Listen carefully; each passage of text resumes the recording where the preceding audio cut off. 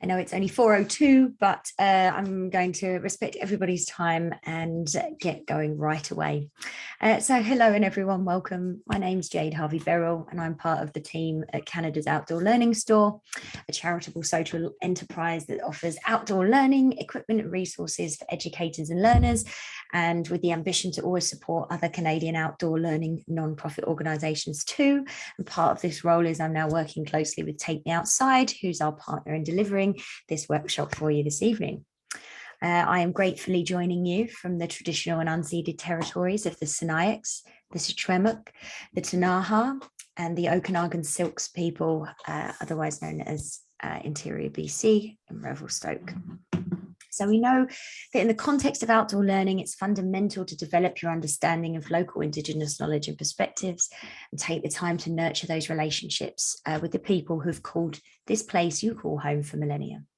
And so I'd love to encourage you to consider what you can do to deepen your understanding. And as part of that, and a small thing today, we ask that maybe you share in the chat, if it's relevant to you, what Indigenous territories you're joining us from this evening. Thanks, Jade. And I'm Duncan. I'm the Executive Director of Canada's Nonprofit Outdoor Learning Store and CBean, and love working in partnership with over 25 nonprofits from coast to coast to coast. Really grateful to have Learning for a Sustainable Future and Pamela Gibson with us this evening. And yeah, just wanted to say how wonderful it is to support educators in this way at this time. I know it's a really challenging time, but obviously outdoor learning is so valuable at this time. So just like to welcome you and look forward to the session ahead. And in these challenging times, we do have to be grateful for the silver linings that technology has allowed so many of us, 75 and counting, increasing every second, to join. And this sort of web platform allows us to connect with people who are living more remote or underrepresented areas. So we are so grateful to have this opportunity to share this with you. For those of you just joining us, welcome. Zoom 101, please type any questions into the chat. We're going to collate them and we'll do a Q&A right at the end there. Please keep your audio on mute, but please feel free to keep your video on, so Pamela's got some people to share with.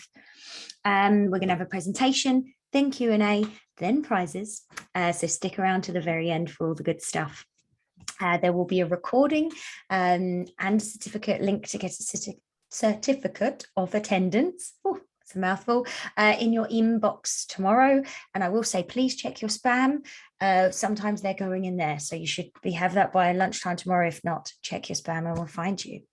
We're going to do a quick poll to get things going here. And Duncan, I'm going to ask you to poll for me, please. Poll number 1 is going to ask you, where are you joining from? I know we looked at Indigenous territory, but we just want to get a little idea of where we're looking, where people are based geographically as we go. As usual, looking like strong representation from the West Coast and out in Ontario, but people from all over will share the results here. So we've got, of the people who answered, a majority from Ontario, but lots from the West Coast, and representation from all around, including our neighbors in the United States. So great to have you. Welcome. There's a second poll in there, and we know where you're from, but we're going to ask, who are you? What are you doing here? Why is this workshop relevant to you? So we can get an understanding of how we can best serve your outdoor learning needs.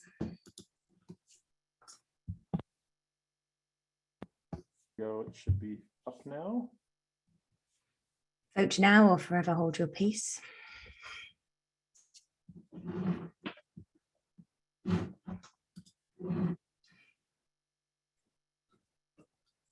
Okay, so we've got lots of K-6 educators, lots of community educators, lots of other, and I'm guessing in the other there might be some early years educators. I know we've got more and more of those joining us, so we'll end the poll here. Okay, of the 65 folks who answered, lots of K-6 educators, and but a nice cross-section of other educators as well tonight. Okay, so I'm just going to share my screen with you and get things going into the meat and potatoes of the workshop. So welcome to Get Outside, Learning Outdoors in Winter with our fantastic guest, Pamela Gibson of Learning for a Sustainable Future. Now, Canada's non-profit outdoor learning store is very pleased to partner with over 25 organisations who offer incredible resources, programs and educational support for teachers. These are Take Me Outside, the Pacific Foundation for Understanding Nature Society, Ecom, Green Teacher, Green Learning, Natural Curiosity. Water Rangers, Seabean, EPSA, Wild Sight, GEOC, Sask Outdoors,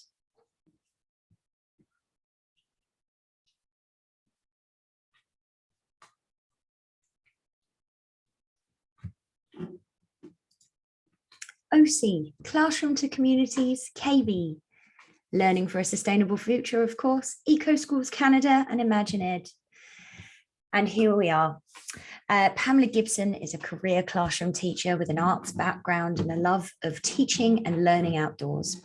Her passion is making curriculum come alive through experiential learning, helping students to feel a sense of belonging and love for the earth, connected to nature and community. Currently working for Learning for a Sustainable Future as their lead in implementing the Sustainable Future Schools project. And it seems a million other fantastic things. So welcome, Pamela. Thank you for joining us today. Thank you. I'll just share my screen here. Just remember, please don't be shy. Questions into the chat, we will collate them and we'll pitch them to Pamela at the end of the presentation. You can see that. Good to go. I'll pass it over to you. So welcome, educators, to the exploration of winter opportunities. And before we begin, I would just like to draw attention to my land acknowledgement at the bottom there, but also to the 4 healing questions that Murray Sinclair puts out to us. And I think very important, as he says, that lifelong do we look at these questions. Where did I come from? Where am I going? Why am I here? And who am I? And if we were all looking at those questions, we certainly could draw closer together. We take a look at the Sustainable Development Goals because they not only have to do with the planet and with the environment as we all think of them, but also they have to do with the people. It is the people who have become unsustainable. So we need to look at what creates our prosperity and how do we create it? How do we maintain peace? And how do we do this through partnerships for the goal? And if we learn to trickle as educators all of our curriculum and everything we do through these Sustainable Development Goals, then sustainability may become a future reality. So what is sustainability? Well, there's lots of definitions out there. I like to ask myself the question, how much is enough? But I will look at the ones that are highlighted for you. You are not helping the planet. You are not helping nature. You are the planet. You are nature. You are helping yourself. That's pretty direct and pretty informative. Or to take only what we need, to use it well, to be grateful and to reciprocate the gift. A give and take with the land, a practice of reciprocity. And this one that speaks directly to educators as well. It's not only about doing things better, it's also about doing better things. Learning for a Sustainable Future's response to the need for sustainability in our educational institutions has been this framework and the creating of the Sustainable Future Schools initiative.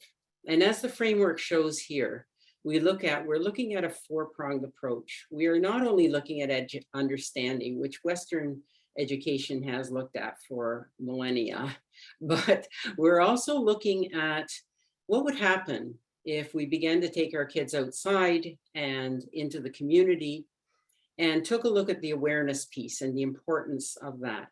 that kids would find a sense of well-being and a sense of who they were and begin to care about themselves, about their relationships with others, and indeed care about what they were learning. And perhaps then that understanding would boost them into action.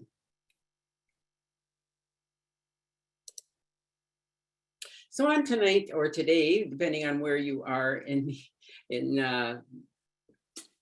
which time zone you're in, on the tasting menu tonight or this afternoon, we have reasons to stay outside, developing that sense of place, and taking a look at those best winter practices. And how do we get started by seizing the moment? And perhaps some tips, tricks, and ideas, and to boost us into looking at every subject that can be outside. And that piece of looking to your curriculum. What does that look like when we get our kids outside? And tonight, while you're looking at all of these ideas in this presentation, I would like you to look through a number of lenses. Yes, I'd love you to look through your curriculum lens, no matter where you are and what your curriculum content is, but also look through the lens of sustainability and weave it through everything. Look through the lens of community involvement and student connection and student well-being and empowerment. And of course, their connection to nature in winter. And those wonderful character traits that we would like to imbue in all of our students and help them to see the importance of, but also two-eyed seeing. And I'd like to read you an excerpt from Gathering Moss by Robin Wall Kimmerer. In Indigenous ways of knowing, we say that a thing cannot be understood until it is known by all four aspects of our being: mind, body, emotion, and spirit. The scientific way of knowing relies only on empirical information from the world, gathered by body and interpreted by mind. But I need both approaches, objective and subjective. And this gives a voice to both ways of knowing, letting matter and spirit walk companionably side by side, and sometimes even dance. So I'm going to invite you to a visualization to illustrate how important it is to stay outside the entire school year. And whether or not you choose to close your eyes or leave your eyes open, I would invite you to see in your mind's eye a local green space or wild space that you love, that you have gone to a number of times. And in your mind's eye, I would love you to see this place in September and October. What is it like? What smells do you smell? What do you see? What does it make you feel like? And why do you like being there? Are you alone or with someone else? What's your experience of September and October? And now I would invite you to December and January, to the winter months. What are you seeing that's different? What are you feeling that's different? What's in the air? What do you smell that's different? How are the sounds different? And in March and April in the spring, what attracts you to this place? What is it like for you? What critters are you beginning to see come back into view? How does it make you feel? Now I lead you into summer, into June and July and perhaps August. What do you like best about this place in those months? What are you looking at that draws the eye? How is it different from the other experiences? So now I'll draw you back with this question. How can you get to know a place, the place that you've been visualizing, without being out there regularly, all year round? And kids need to be out regularly for their learning in their place all year round. How can you learn to respect and appreciate and understand the land and see the importance of taking care of it and learn that reciprocity with the land if you're not out there for regular learning and awareness all year round? And we know the research is compelling. The path to sustainability begins with place-based education. You can't fall in love with someone you've never met. It's not enough to learn about nature. We need to learn from nature and in nature. So there are lots of reasons to stay outside all year round, including winter. We develop that sense of place. There are lots of opportunities, but mostly we're trying to prevent that good weather only outside mentality. We don't want to create those 50-day a year only kids. And the other time they may be at home and inside or on screens or at the mall. A dangerous situation. But being outside is how we create sustainability. Sustainable people create the sustainable world. We can develop a sense of place through calendar opportunities, and I love to call them rituals. Take a look at those. Ritual opportunities for kids and for adults lay down deep roots. So when you're looking at these opportunities, what comes into mind? What have you done, or what might you do to honor these cycles in your place of business, in your grade, in your curriculum, in your job, with your subjects? And as we go along tonight in this presentation, please use the chat and inspire each other, because I think in the presentation you'll receive later on, this one, you'll also receive the chat. And I'm hoping the chat is as rich and helpful to you in your practice as the slides are. We can develop a sense of place through natural cycles, but to do that, we have to get to know them a little bit and take advantage of what nature's up to. Let's see what's going on out there. And you're going to see that word see in doodle marks quite a bit as we go along. It's a different kind of seeing, isn't it? But you can look at all of these, but I would draw your attention to moon cycles. I think they're the most underrepresented of all of these natural cycles. And we can help kids with storytelling and creative writing and a little bit of ancient history. I love the possibility of writing moon of stories. For instance, the Anishinaabe people near where I am often call June the strawberry month, or the moon of the strawberry.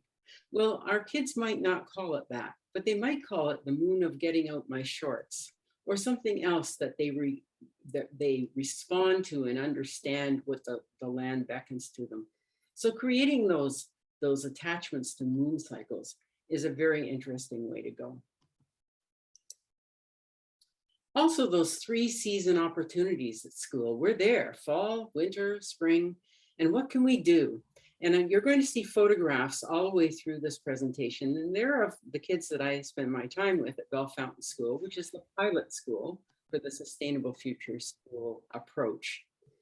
Lots of opportunities for each of those things. I love the following word. We can follow in social media, but we can follow different plants. We can follow the trees as well, and the animals and the insects, and see what's going on. Another favorite of mine is shadows, tracking the sun as evidenced by shadows. A very cool thing to do, into which you can draw math, science, the arts, social studies, absolutely everything. So while we go through this, you be thinking of what you do daily and what can you take away from this and adapt to use in your own practice. Building resilience, love, appreciation. Well, resilience, you see those kids treading through the snow. We do a lot of that. How does it make you feel? We bring feelings into the picture, very important. That's all about that SDG, good health and well-being. Or challenging kindergarten kids on a balancing on a log, or having grade 4s create a pic collage of beautiful art, just simply the scenes around them in winter.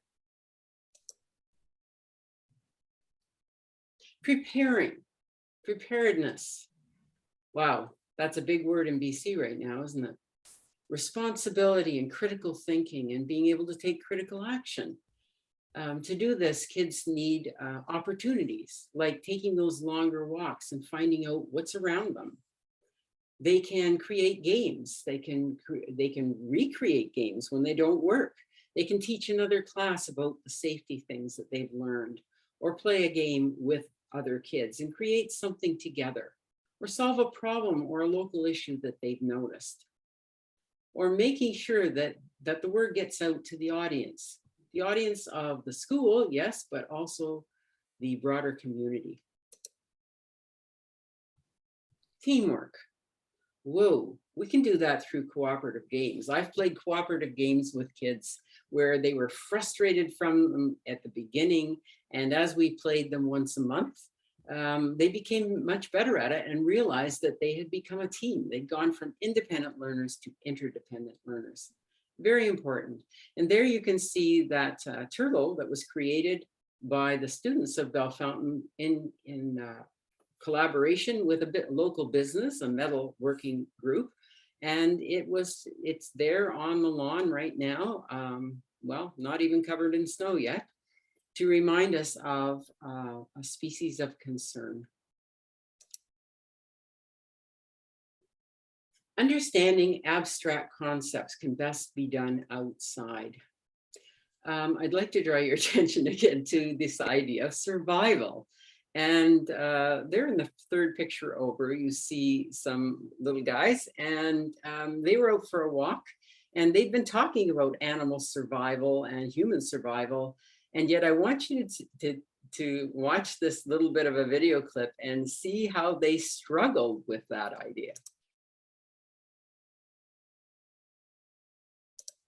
You guys have found a lot of feathers. Where do you think, what animal do you think this is from?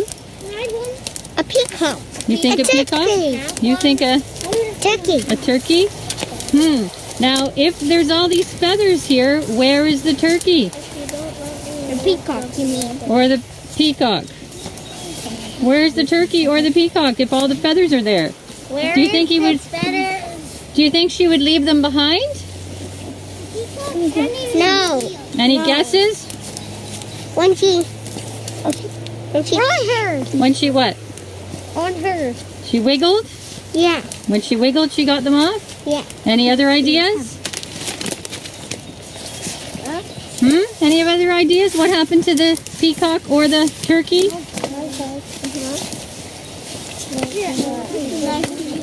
Okay, well, let's go back and investigate. So you can see them struggling with those concepts, and what better way of doing it than to illustrate it in a way that they see around them.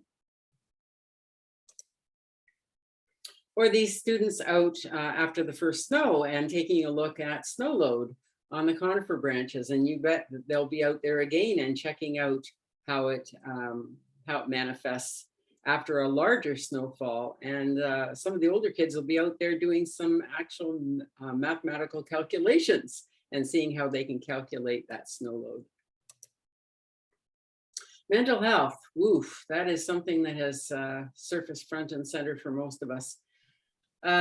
These are some ways that you can create mental health outside. I'm sure you've got a big list yourself. One is just simply being out there enjoying the quiet, as you see this little girl with the bug on her on her hand, but also those sit spots in the top right corner. You see kids participating in those. They start off pretty squirmy, but by the end of the year, they treasure that time, and they learn the difference between being lonely and being alone and developing that sense of self.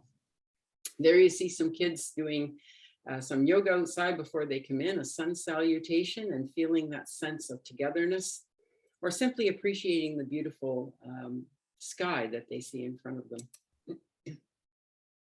So what considerations are there when you are working outside in the community and beyond? Well, I know you guys are probably rock stars at this, but I'm going to go through a few of them in case some of you are quite new to this idea. Safety, habits, weather, clothing.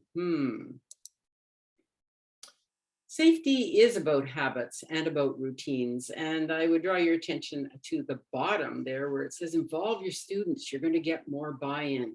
If they help to make those protocols and those rules, they're going to maintain them. Chances are you're going to get a better buy-in. Also, this idea of boundaries and signals and meeting places. Make sure that kids are very well aware of those. Learn to circle up at that meeting place so that you can talk to each other and huddle in when it's cold, and you can separate a little more when it's warmer.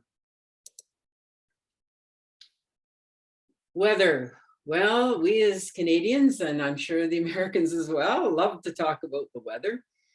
Talk about the weather each time you're outside. It's the way they learn about weather. And we can talk about those seasonal norms.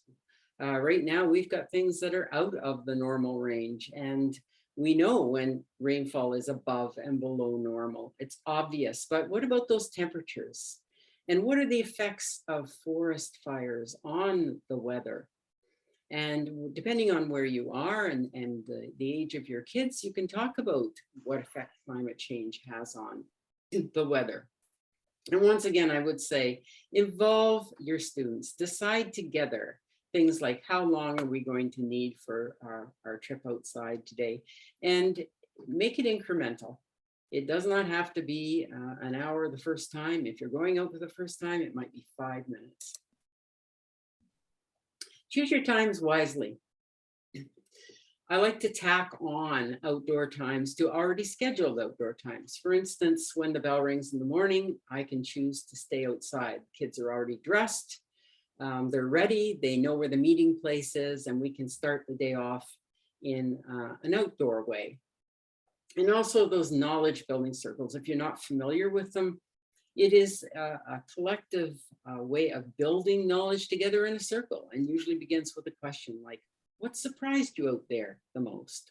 Or if you were to do this activity again, what advice would you give other kids? So, or what was the best part of today? And seeing your classroom as the office and balancing that with outdoors for your field work. That balance creates happy kids. It also creates happy adults. Personal sustainability is something I work on with kids. Spend a lot of time on this. Make sure you practice inside some conversation and comments so that when they're outside, they can hear those rehearsed answers in their mind's eye. So they might come up and say, I'm cold and wet. And you could say back, what do you do when you feel like that? And they'll respond with that rehearsed answer. And you can say, okay, great, go do it. I'll check back with you later to see how you're doing. Clothing, I'm sure you know all of this. This is the drill. We go from rubber boots to winter boots and make sure they're big enough and all of that kind of thing. But once again, when they're outside, ask them if they chose the right clothes or if they could have made a better choice. That's when they're most susceptible to changing their mind. And educate your parents about what kids are going to need right from the beginning of the year so that they know when they go shopping or when they're looking in those secondhand stores, they know to get boots that are a little bit bigger, and they know that those kids are going to need layers.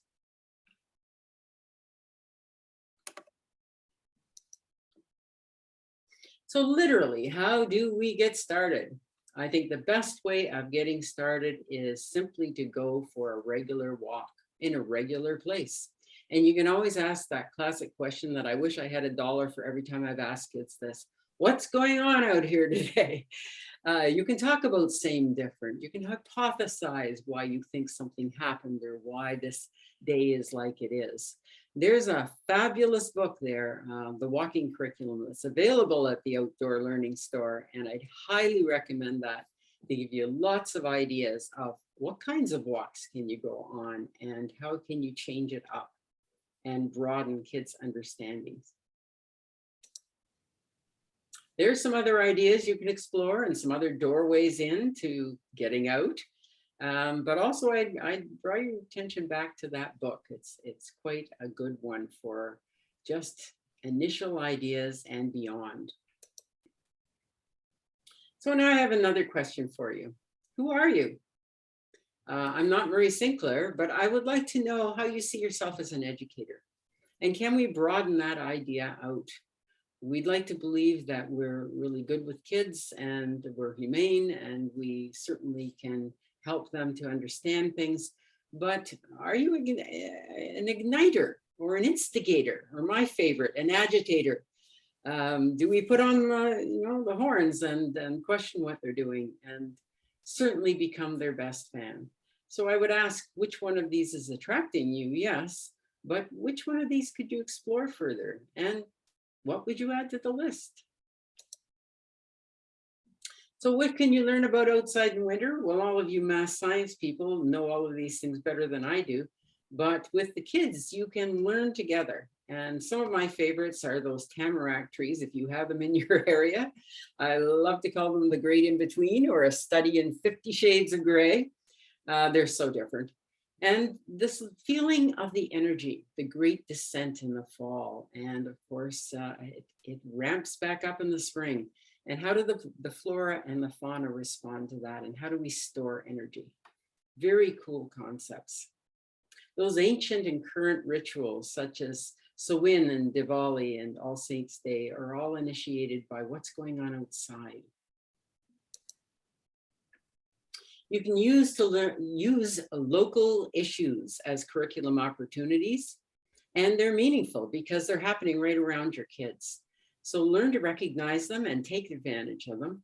I'd like to show you a brief part of this video, which you can look at later, but it's grade 4 is taking a monthly trip of discovery to a local river. This took place in November, and it will take place again in December and January, etc., because they're interested in a local issue, and that's water, and how a proposed subdivision and a gravel pit might affect their water.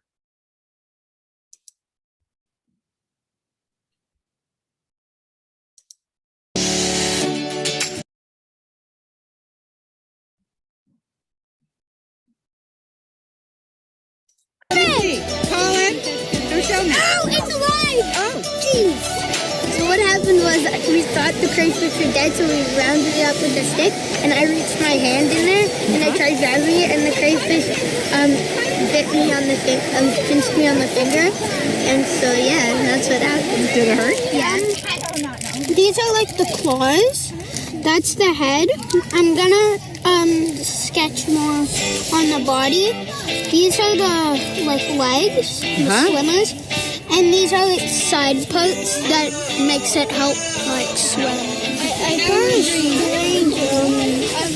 It kind of looks weird. I don't know what is it. It feels kind of like a sponge. Okay. And it looks like a Christmas tree. It sounds some sort of weed growing in the river. Wow. Look at that. I wonder what it is. Yeah. Deer poo. Aha. You found poo. Well done. Go on some squishy thing like this. What did you find? Listen, What is it? I don't know. Wait, more. Wonder how long the river has been here for. Is there any more fish in the river other than crayfish? Question. Why does the river only go one way? What do you mean? How calmly it moves. Many animals live in it. Good question. Well, I kind of wonder like what kind of stuff is in the river, like types of fish and stuff. I really like the view mostly. I like nature.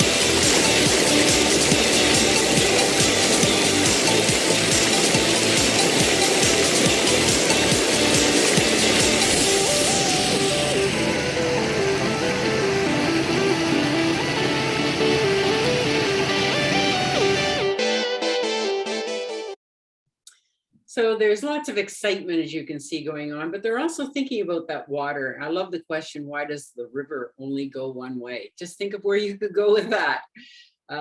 Fantastic. But whether you teach math or social justice or civics or the economics or art or music, there's possibilities with any one of these ideas. So this picture that came from the video, it will look very different in December. An important reason to keep kids coming back to the same place month after month or week after week. So some tips and tricks and ideas. I alluded to the fact a while ago that perhaps you'll only be out for 5 minutes the first time with kids.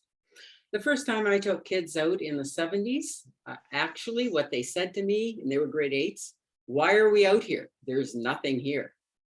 And we began from there. So don't give up. And realize that kids will become very interested, but it will take time. And we'll call that the slow release, but build on every experience. And let your kids share with other kids what their best tip for the day was. If they did it again, what would they do differently? And what might they see or look at or investigate? And always end with something active. Warm them up in the winter and end on a positive note. And as I say, start with a walk and ask those questions. What's going on out here today? Another important thing, ask them how they're doing, but never tell them how they feel. I think you can see the importance in that. We want to honor the feelings and expressions of our kids. Well, there's a list of some things that might help you as you're around outside. One simple thing you can take is a magnifying glass. And I'd like to read you one more clip from that same book, Robin Wall Kimmerer's. And this is about when she was 5 years old and it started to snow. And she was in school. We all ran to press our noses to the frosty windows when the first intoxicating flakes of snow began to fall. Miss Hopkins was too wise a teacher to try and hold back the excitement of 5-year-olds on the occasion of the first snowfall. And out we went. Then deep from inside her pocket, she took out a magnifying glass. I will never forget my first look at snowflakes through that lens. So perfectly beautiful. I couldn't stop looking. And even now, I remember that same sense of possibility and mystery. So something as simple as a magnifying glass can change everything. And I said in the blue there, if it's a misty day, go with the mist. The mist is the teacher. No matter what you thought you were doing out there, take a risk and deviate from your plan. And that's often going to reward you. And being an arts person, not that we're not all types of people, but that's my love, my passion.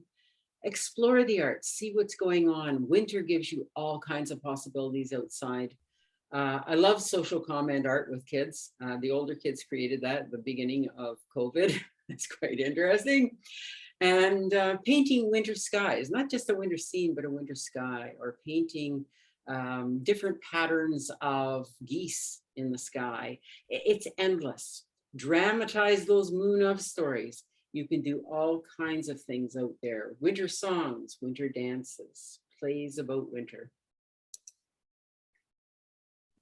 There's some context for you, but I love that picture of little Emma who got down the other day on the first snowfall, and in 1 centimeter of snow, she made a snow angel, and how beautiful that is.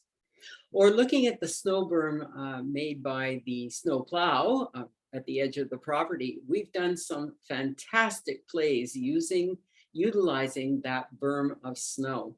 So make use of what you've got and see what you can do out there.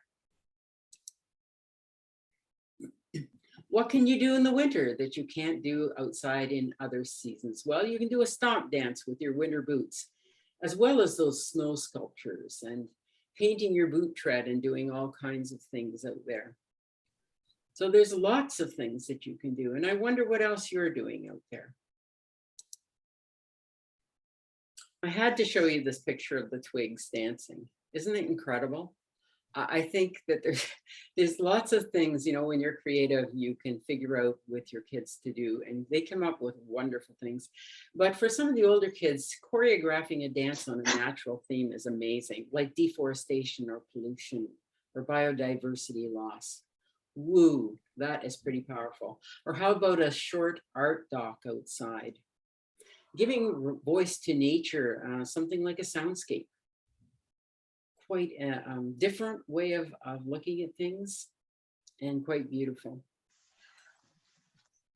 So let's do a winter ideas blast. And what I want you to do is think of your place of business, where you're involved with your kids, and let your mind wander. These are just ideas, but perhaps it will act as a springboard to give you other ideas. You can see that little guy down there making or collecting seeds to make seed balls, which they're going to spread around in the spring when food is scarce. So there's lots of things that you can do. creating an animal Olympics. I love that one, with those amazing adaptations for cold weather. If you participated in the winter bird count, that's kind of cool. Or one of my favorites, shoveling paths and mazes, and the different things you can do with that mathematically, as well as in the arts. You can do an investigation of boot traction with kids of all ages. All you need is a heel in their boots or a slidey place, and figure out what the criteria will be and how you will decide which boots give the right traction and how to increase traction with boots that aren't so good at traction, or blow bubbles outside. It's very different in the winter than it is in the spring or the fall. Squirrel Studies, one of my favorites. You can do them all year round. In the winter, you can look at those drays that are up there. And I took a walk today, and those squirrels were talking to each other along the trail I was on in weird ways. And it was because of the wind, I'm sure. I have no proof of that, but Squirrel Studies are very interesting. Or like those two girls on the right there, interviewing a tree and saying, how are you doing? What's happening to you in winter? Very interesting. There's lots of opportunities in any of those things for math, for science. Hoarfrost. If you have hoarfrost in your neighborhood, gives rise to fantastic times outside for language, for writing, for poetry, for all kinds of areas. Or taking a look at different types of snow. There's that fellow on the bottom right corner with his magnifying glass and a black piece of paper looking at snowflakes. And then they came in and they did some drawing. And make sure you're considering evidence. We don't always see the critters, but we see evidence of them. And there's my favorite picture of my kids. Checking out tracks over a fence after a snowfall to see who's been there and what's been going on. So how do you connect to your curriculum?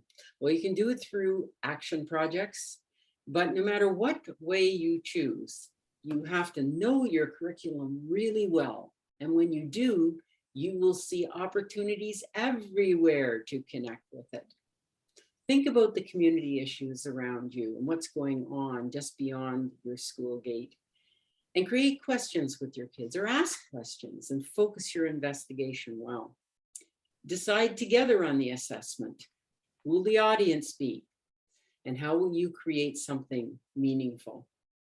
Start slow and lead yourself into some more sophisticated projects. So what would you do with this scene? You teach political science, do you teach economics or the arts or language, or you are a generalist in the primary grades?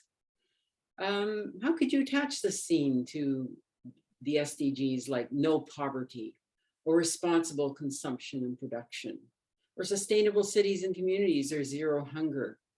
We can do all these things if we get out into the community and we find out what's going on. There's great value in the 1-hour field trip, just around where you are. You can make a map of all the interesting places that are within 15 minutes of your school. And when you're able, you can take those 15-minute trips and walk around for a while and 15 minutes back. I wonder what you could connect to in that primary curriculum of yours, or the junior or intermediate or senior. And what could you do with the questions your kids have with what they see? Whether you're in an urban situation, which I was for 20 years teaching, or you're in a rural or suburban one, there's opportunities everywhere. And make sure you are documenting the learning. This is an example of a grade 6 journal after a half-day trip that we took, a walking trip. And we knew before we went that we were going to somehow involve math, science, language, art, and later on dance and music. And these kids decided what the assessment criteria would be.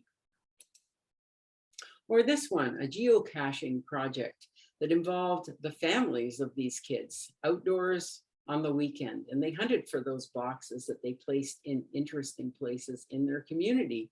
And of course, they had to know a lot about their community to be able to do this. So what could this look like in your situation, in your grade? Think of an adapted version for what you do.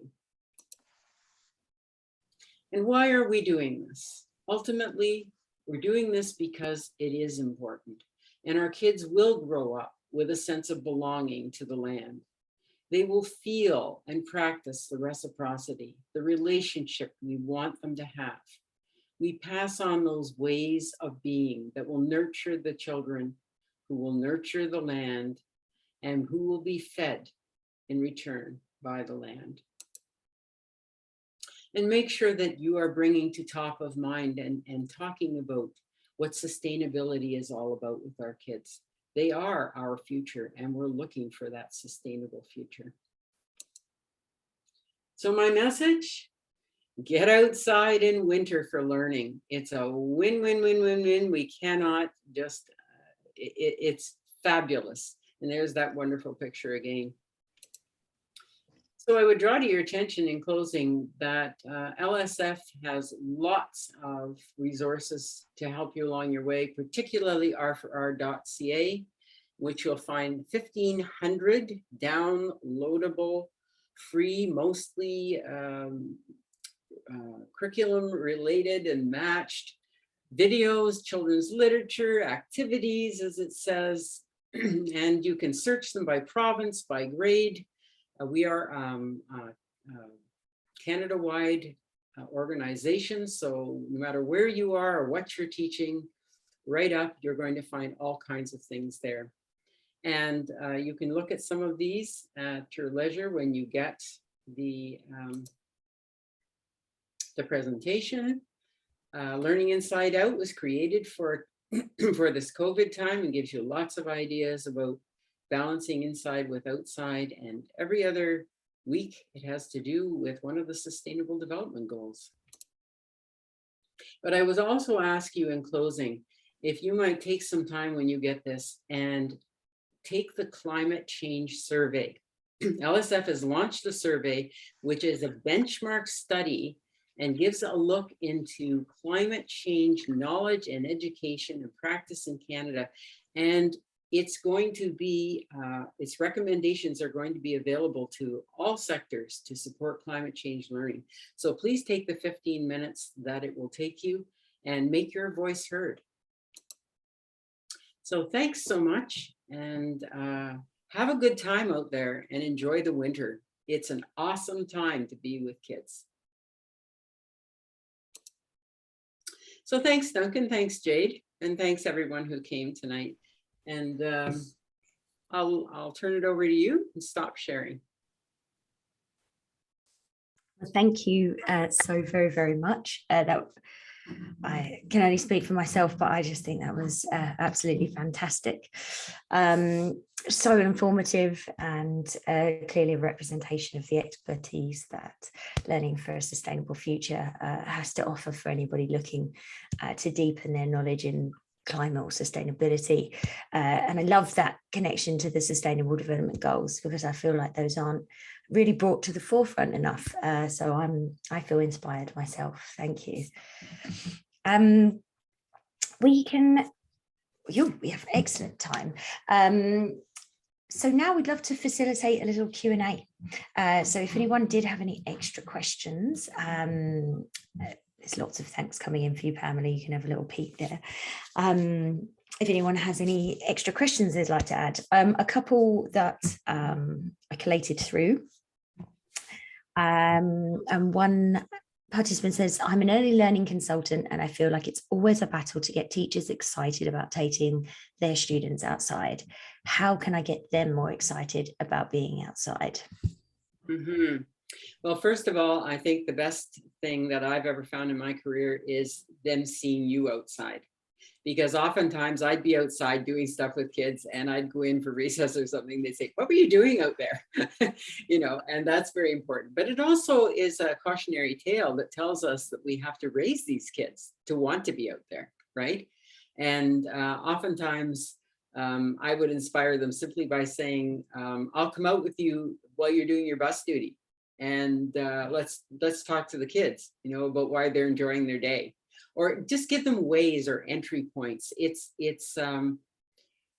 You need to be inspiring to inspire them, right? And we can inspire them with our passions, and simply being that ambassador and making it appealing, not a drudgery, that you're so excited and you're so glad that you were out there.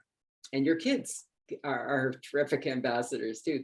And oftentimes the children of other teachers and educators will say to their teacher, take me outside, because why aren't we out there? So that can be helpful as well. It's incremental. I have to say, from a exciting other staff members and things, I definitely go into most schools if I'm doing anything seasonal, and I have a different hat, like a different seasonal fairy. So I've got like this sort of pumpkin garland, and then in the fall, and then like a winter witch thing going on with all white and sparkly. And not only do the kids of every grade just sort of turn their heads and get deeply excited, the other staff are like, oh, it looks like you're about to have fun. And I think that starts a chain reaction, and then they see us traipsing off into the schoolyard. So I love what you said about excitement. Katie's asking, is there anyone who's outside on their own with children? And what do you do when someone is very cold, even with the proper gear, etc.? I'm looking for insight on preschool in particular. Yeah, I'm outside quite a bit with kindergartens right now. I started my career in 7, 8, 9, 10, and I was terrified of kindergarten, but now I spend most of my time there. Maybe I've grown up, I don't know. But oftentimes we will say to the kids, let's see how we do today. I'm willing to be flexible. I do not want to torture children. I think it's really important. Or I will say to them, my fingers are getting chilly. How are yours? And sometimes they delight in telling me theirs are just fine. Thank you very much. And Miss Gibson, you should have worn better mitts. So there's lots of different ways, but I think you do have to be sensitive. Or sometimes we have one educator who will be inside and two of us will be out, and we'll say, just go in between the doors and count to 100 and warm your hands up, and then come back out and tell me that you're outside again. And we spell each other off with ideas like that, but you do have to find your own ways.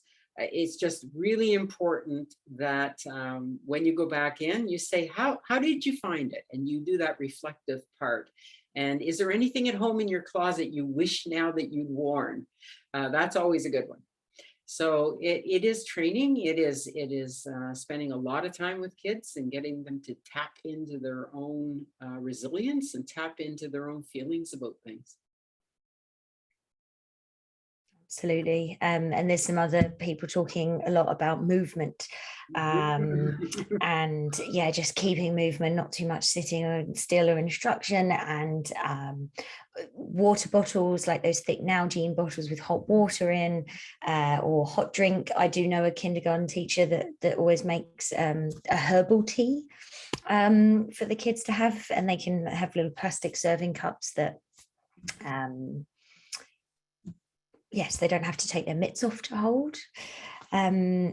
Yeah, you see, Jade, this is why I love doing these things, because I get good ideas too. And I love the sharing. It's not just about asking questions. There's nothing magical about what I know or don't know. It's so important that all of the knowledge is right here in the room. It's all here. We can help each other. Amazing. I play a ninja game where we do like rapid punching and kicking and spinning, and even the most sort of lethargic child loves to do a karate kick. So that's my absolute favorite. And Emily's saying about tucking sweaters into snow pants, like making sure there's no air gap, which I can very much get behind. And I don't know, we've mentioned this before in other workshops, that if you are repeatedly seeing kids come to school not appropriately dressed for the weather, you can do a clothing drive, or go to a thrift store, or look at a grant to get a sort of lending library, and that can really help those kids that maybe haven't quite got enough. Yes, and we can mention, keeping their bum off of the snow. We do have some fantastic sit pads that are made from recycled materials. That makes a huge difference if you're doing a sit spot or you did want to have a peaceful moment. That can really, really help. It keeps kids dry and warm. Yes.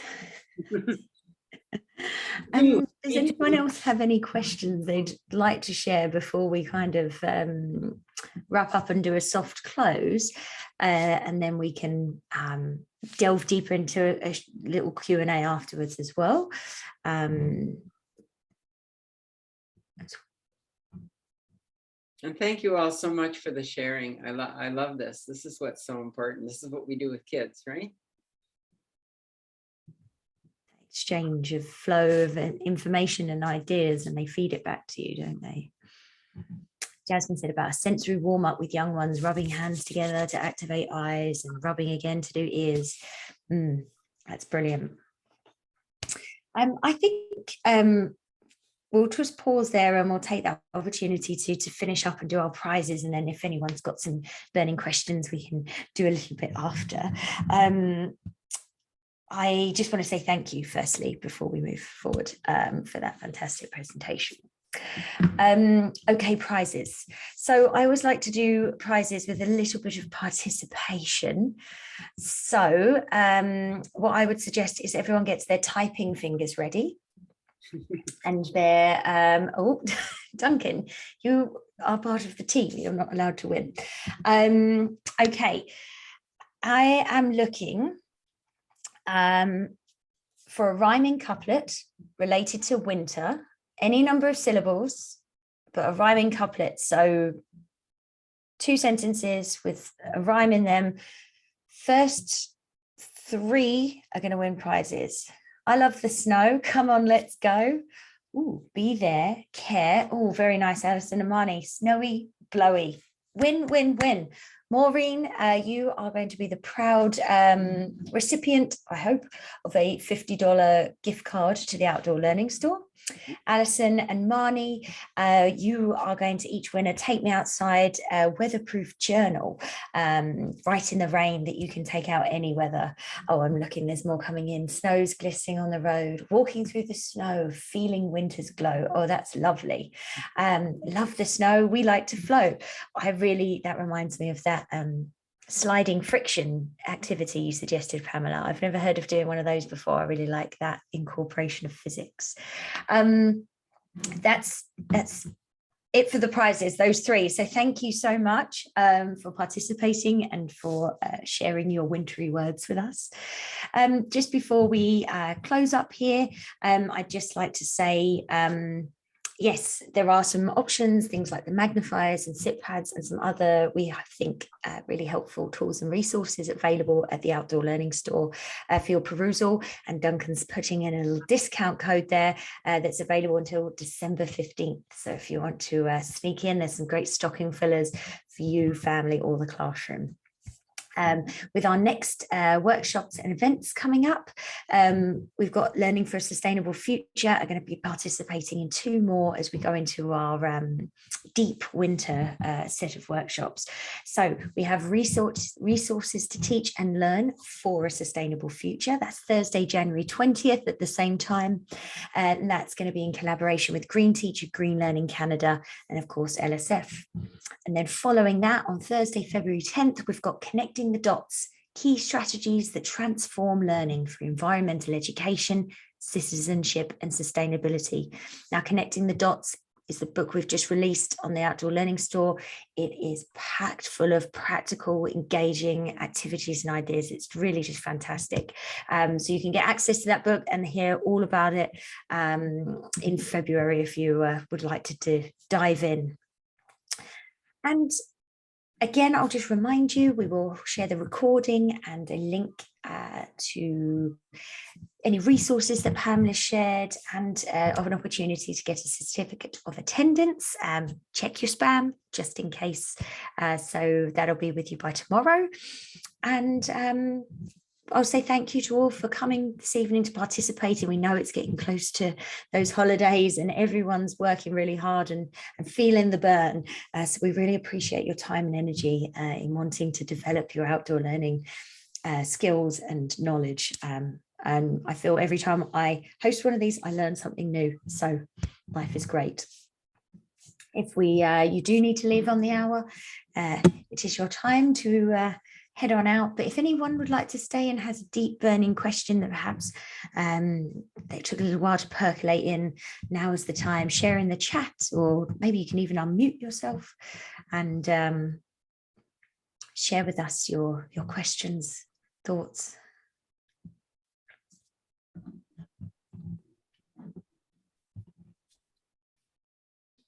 Pamela, I have a question.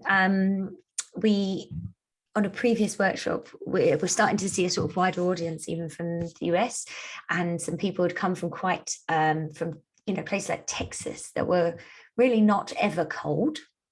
Do you have any sort of inspiration for places that are perhaps less seasonal than our spot above the border?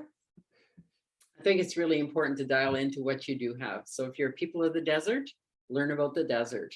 If you're in a rainforest, learn about the rainforest. If you're on the coast, learn about the sea. It's very important to deal with what you have and kids to feel that they belong to that. We all know that as we grow up, we have a special feeling for where we came from and who we are.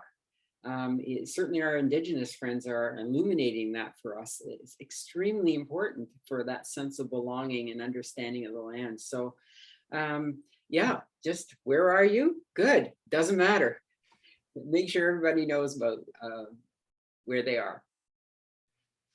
That place-based education, we do have some books in the store as well that speak really to the successes of that. I believe before the age of 12, the brain isn't actually quite capable of conceptualizing different spaces in relation. Even if you've been on an airplane on vacation, it just doesn't quite equate. So building that connection to your place is incredibly important. I think all our brains have trouble catching up. Someone once said your brain catches up when the amount of time has expired that it would take you to walk there. That's when your brain catches up to where you are. And I thought, whoa, that's really big, right? It might explain jet lag in some ways other than just lack of sleep. It's our brain catching up to where we are.